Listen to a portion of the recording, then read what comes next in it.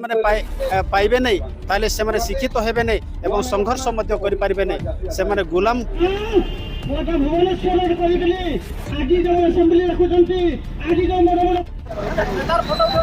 ସଂରକ୍ଷଣ ସଂରକ୍ଷିତ ପଦବୀ ସେଟା ମଧ୍ୟ ଆମକୁ ସମ୍ପୂର୍ଣ୍ଣ ଦିଆହେଇ ନାହିଁ। ଦୁଇରେ ବଡ଼ ଦୁଃଖର କଥା ବା ପରିତାପର ପ୍ରବାସୀ ସಮೇତ ଆମେ ପଛୁଆ ବର୍ଗ ମାଇନରିଟି ସମସ୍ତେ ରାଜରାସ୍ତା ଗଲେଛୁ ଆମର ହକ୍ ଦାବି। ଆଜ୍ଞା ନା ଆମେ ଶାନ୍ତି ଶୃଙ୍ଖଳ ଭାବରେ ସରକାର ହେଉଛି ସିଙ୍ଗରାଇ ବେସରା ସାରସକଣା ବ୍ଲକ ଜାରପୋଖରିଆ ଥାନା ଅଣ୍ଡର। ଆଜି ଆମେ ଆସିଥିଲୁ ଭାରତ ମୁକ୍ତି ମୋର୍ଚ୍ଚା ତରଫରୁ ଯେ ଆଜି ଆମମାନଙ୍କର ଭାରତ ବର୍ଷରେ ଯଦି ଆମେ ଦେଖିବାକୁ ପାଇବା ଯେ ଆଦିବାସୀ ମାନଙ୍କ ଉପରେ ଯେ ପ୍ରକାର ମାନେ ଅତ୍ୟାଚାର ଚାଲିଛି କିନ୍ତୁ ସେ ବାବଦରେ ଆମେ ଦାବି ପତ୍ର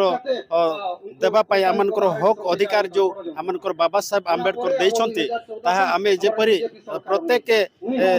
ନାଗରିକ ଯେପରି ତାର ଅଧିକାର ପାଇପାରିବ ଆଉ ଏଥିପାଇଁ ଆମେ ନିଜ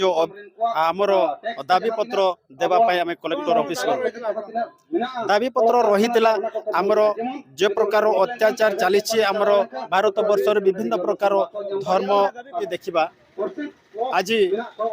ଭାରତ ବର୍ଷରେ ଆଦିବାସୀ ମାନଙ୍କ ମାନେ ଅଞ୍ଚଳରେ ଯେତିକି ସ୍କୁଲ ସବୁ ଥିଲା ଆଜି ବନ୍ଦ ହୋଇଯାଉଛି ଯାହା ଫଳରେ କି ଆଜି ଆଦିବାସୀ ମାନେ ଆଉ ଶିକ୍ଷା ସେମାନେ ଲାଭ କରିପାରିବେ ନାହିଁ। ଯଦି ଶିକ୍ଷା ସେମାନେ ପାଇବେ ନାହିଁ ତାହେଲେ ସେମାନେ ଶିକ୍ଷିତ ହେବେ ନାହିଁ ଏବଂ ସଂଘର୍ଷ ମଧ୍ୟ କରିପାରିବେ ନାହିଁ। ସେମାନେ ଗୁଲାମ ହେବା ଛଡ଼ା ଆଉ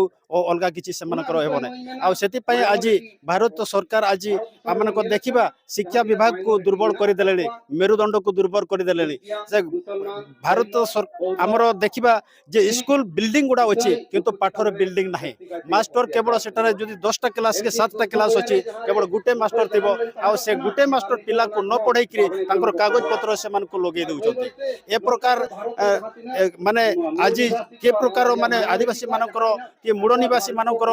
ଶିକ୍ଷାକୁ ସେମାନେ ନଷ୍ଟ କରିବେ ଏ ପ୍ରକାର ଯୋଜନା ଚାଲିଛି। ସରକାରଙ୍କୁ ମୁଁ ଆଜି କହିବି ଏଇଟା ଯେ ଆଜି ଭାରତ ବର୍ଷରେ ଯେତିକି ବି ହଷ୍ଟେଲ ସବୁ ରହିଛି କିନ୍ତୁ ହଷ୍ଟେଲ ଗୁଡ଼ାକରେ ପିଲାମାନେ ରହୁଛନ୍ତି କେବଳ ସେମାନଙ୍କୁ ଖାଦ୍ୟ ଦିଆଯାଉଛି ଆଉ ଏ ପ୍ରକାର ସେ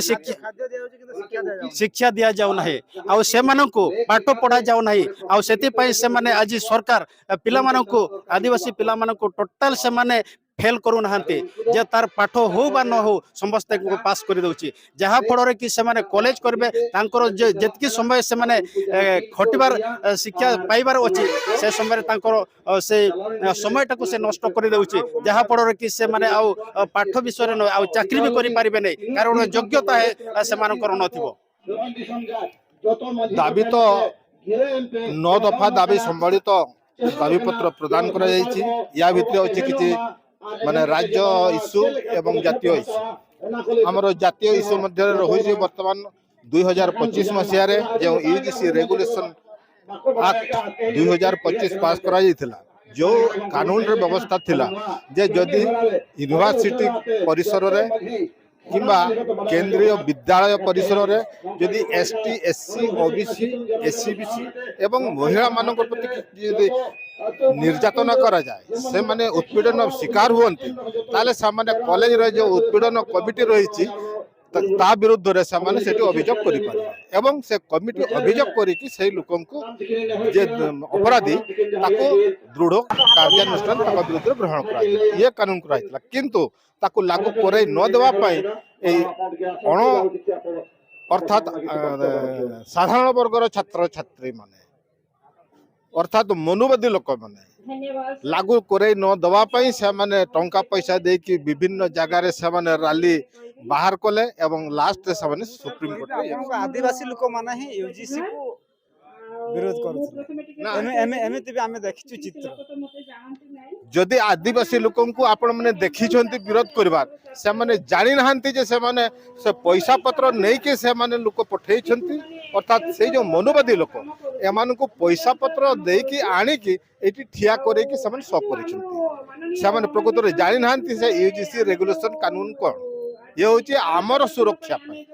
ଆମ ବିରୁଦ୍ଧରେ ଏ କାନୁନ ନୁହେଁ ତେଣୁ ସେଟା କରାଯାଇଛି। ଆଉ କ'ଣ କ'ଣ ଦାବି ରହିଥିଲା? ଇଏ ତ ହେଲା ଇଏ ହେଲା ମୁଖ୍ୟ ଦାବି। ଏଟା କେନ୍ଦ୍ର ସରକାରଙ୍କ ପାଇଁ ଉଦ୍ଦିଷ୍ଟ ଏବଂ ରାଜ୍ୟ ସରକାରଙ୍କ ପାଇଁ ଉଦ୍ଦିଷ୍ଟ ଆମେ ଜାଣିଛୁ ଓଡ଼ିଶା ରାଜ୍ୟରେ ରିଜର୍ଭେସନ ଲାଗୁ ହୋଇଛି ଏସଟି ଏସସି ଓବିସି ମାନଙ୍କର ଏସଟି ମାନଙ୍କର ବର୍ତ୍ତମାନ ବ୍ୟବସ୍ଥା ଅଛି 22 ଅଧା एससी मानकर 15% एवं एससी बीसी मानकर 11%।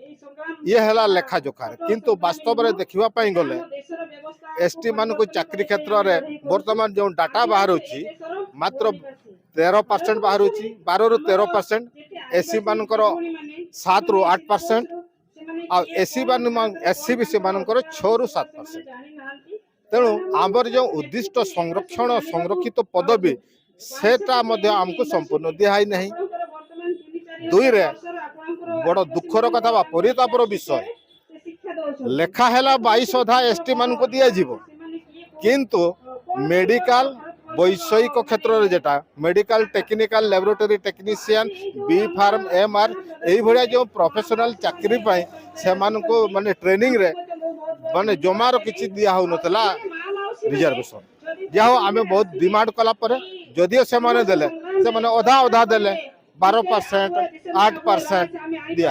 किंतु संपूर्ण दिया सरकार को कौन कहिबे ए बाबद को सरकार को कह जीवो जेते पर्यंत आमर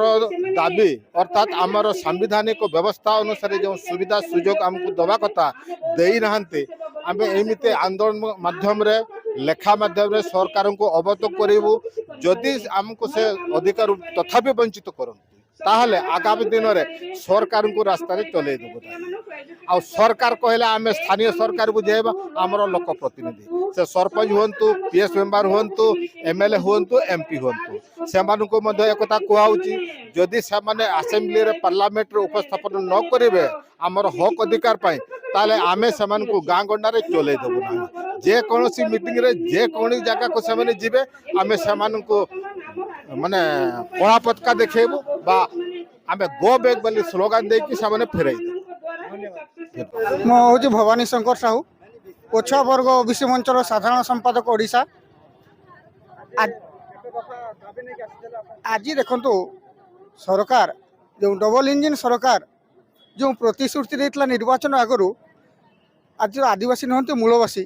पछुआ वर्ग माइनोरिटी ए समस्त अधिकार रे से वंचित करुच्ची खाली कागज कलम योजना चली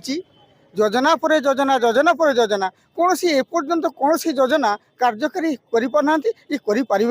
तेणु आज आज मूलवासी समेत आम पछुआ वर्ग माइनोरिटी समस्त राजरास्ता गलु आमर हक दाबी आज्ञा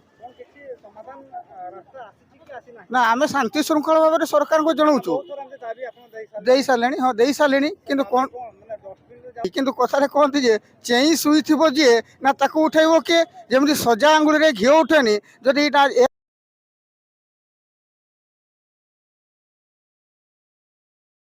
माने गणतंत्र को मिसयूज कर बर्तमान डबल इंजिन सरकार गणतंत्र को सुदृढ़ करूना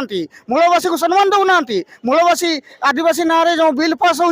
बिल सब अदालत अटक जाए अन्य कार्य लगुच आदिवासी मुंडे अठा बड़ा होठा बोलवा आम देवनी सुनाराम मुर्मू शिक्षा अनुष्ठान रे घरोईकरण होची शिक्षा अनुष्ठान घरोईकरण होचे आदिवासी को विस्थापना करा होचे अत्याचार करा होचे धर्म अनुष्ठान रे अत्याचार करा होचे ख्रिस्टान को अत्याचार करा होचे ए विषय आरएसएस बजरंग दल गौ सुरक्षा नाम आदिवासी उपर अत्याचार करुचे सरकार सरकार दौन देवा कारणटा सर राज डबल इंजिन सरकार राज कर अत्याचार विषय टे नजर देले भल होता आम दाबी करुचु आदिवासी उपरे आउ जेतकी संरक्षण देवा कथा तारू 12% ही दौची 22% संरक्षण दौना से देखुना